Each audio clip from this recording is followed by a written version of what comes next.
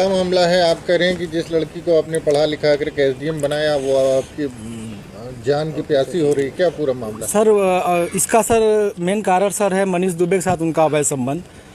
Sir जिसकी जानकारी sir हमें करीब साल भर पहले हुई, लेकिन सर उन्होंने कहा कि दोस्ती है। खैर सर हमारी पत्नी सर एसडीएम थी, उस समय इलाहाबाद प्रयागराज में सोराम तहसील में रहीं। तो मैंने कहा सर बड़े पद पे हैं, दोस्ती तो हो ही सकती है सर, अधिकारियों से बात साथ बैठना उठना हो। तो मैंने सर उन्होंने मैं ये कह के टाल दिया, तो सर मैंने ध्यान नहीं दिया। सर इसकी भनक सर मुझे उसका ये जो शक था वो विश्वास सर 22 फरवरी को हुआ, जब मनीष दुबे गाजियाबाद से चलकर सर मेरे आवास एलनगंज स्थित सरकारी आवास पे आया और इनके साथ एक साथ कमरे में मैंने इनको देखा अवैध संबंध बनाते हुए। तब से सर ये मनीष दुबे और ज्योति मौर्य मेरे जान के पीछे पड़ गई हैं। कौन है? पूरी कहानी बताइए, क्या मामला? सर 2010 में ज्योति मौर्य के साथ मेरी शादी हुई सर। मैं सर पंचायत राज विभाग में सर 2009 में सेलेक्ट हुआ प्रतापगढ़ में सर, वहीं पे नौकरी कर रहा हूँ सर। और 2010 में इनसे 19 नवंबर को मेरी शादी हुई और सर उसके बाद हमारे संबंध बहुत अच्छे रही। इन्होंने कहा मुझे पढ़ना है सर, मैं इनको पढ़ाने के लिए मैं इलाहाबाद लेके आया। और इलाहाबाद में सर द काउंसिल कोचिंग है, वहाँ पे इलाहाबाद की सबसे अच्छी कोचिंग थी। मैंने वहाँ पे किसी तरह सर पिताजी के सहयोग से, भाइयों के सहयोग से और यहाँ तक कि मैंने अपने डीपीआरओ साहब के सहयोग से पैसा उधार लेके इनको कोचिंग कराया। और सर ये मेहनत भी की सर और सक्सेस भी हुई। 2015 में ये सर एसडीएम पद पे चयन हुई, 16वीं रैंक इनकी आई। सर बहुत ही खुशी का माहौल हुआ कि हम एक छोटे पद पे रहते हुए अपनी पत्नी को इतना आगे ले गए।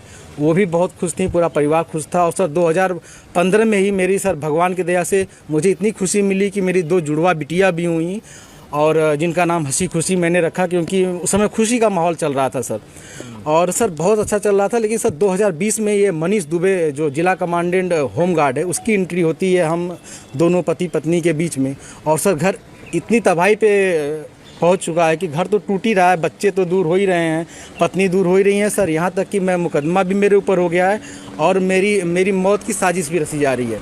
क्या धमकी, आपको कोई धमकी दी उन्होंने? हाँ सर, उन्होंने फ़ोन पे सर अभी 1 हफ्ते पहले फ़ोन पे सर उन्होंने हमारे गांव के किसी लड़के से बात की, तो उसने मुझे कॉन्फ्रेंस किया। तो उन्होंने उस पर कहा कि तो जो तुम काम कर रहे हो, जो ये जांचें करा रहे हो या करा रहे हो, इसके कारण तुम्हारी जल्दी से तुम मर जाओगे। हमने कहा ठीक है आप मरवा दीजिए। तो मैं नहीं मरवा रही हूँ, जो करवा रहे हो इसके कारण मारे जाओगे।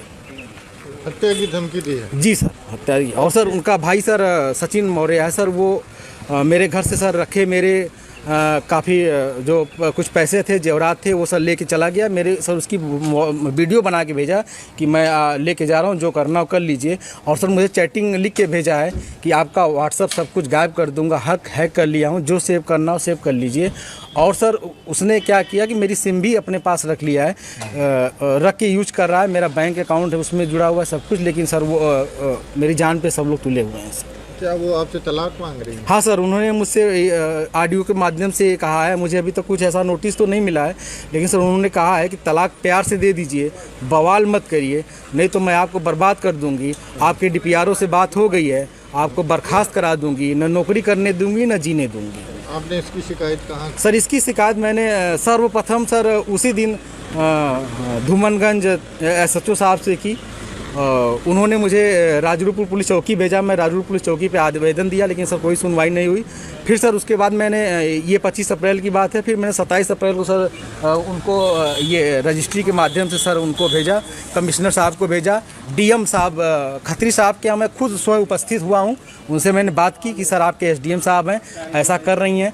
तो उन्होंने कहा ठीक है मैं कार्रवाई करवाता हूँ। फिर मैं कमिश्नर साहब के यहाँ गया, कमिश्नर साहब को दिया, पुलिस कमिश्नर साहब के यहाँ उपस्थित हुआ, उनको दिया। फिर कहीं सुनवाई नहीं हुई तो सर मैं DGP साहब के पास गया, DGP साहब ने मेरे बात को संज्ञान में लिया, लेकिन फिर भी सर आवेदन ले लिया गया, कोई कार्रवाई नहीं हुई। उसके बाद सर मैं DG home guard BK Maurya sir के पास गया, उनके यहाँ से मुझे सर कुछ उम्मीद की लौ दिखाई दी, क्योंकि उन्होंने मेरे आवेदन को तुरंत संज्ञान में लिया और टीम गठित कर दी है। DIG इलाहाबाद उसकी जांच कर रहे हैं। मुझे सर कुछ उम्मीद लग रही है कि मुझे कहीं न कहीं हो सकता है न्याय मिले और मेरी जान बच